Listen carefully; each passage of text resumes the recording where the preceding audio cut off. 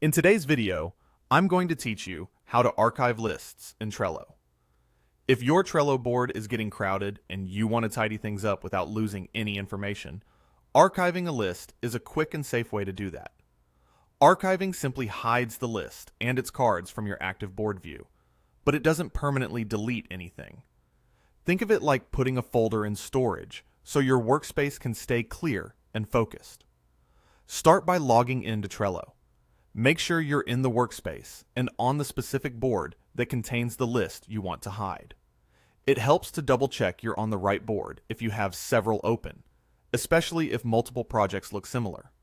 Once your board loads, scan across your lists at the top. Each column represents a list, and that's what we're going to archive. Next, move your cursor over the list you want to hide. In the top right corner of that list, you'll see an icon with 3 dots. That's the list menu. Click it to open a small drop-down of options that apply just to this one list. Every list has its own menu, so be sure you're clicking the dots on the exact list you mean to archive.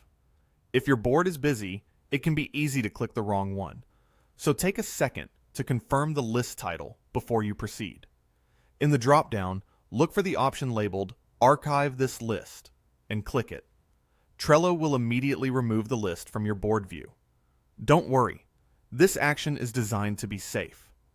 The list and all of its cards are archived, not deleted, which means they're preserved behind the scenes and won't clutter your daily workflow.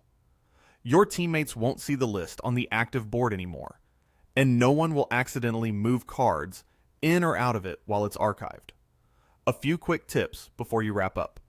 If the option to archive doesn't appear or is grayed out, you may not have the right permissions on that board, so check with a board admin.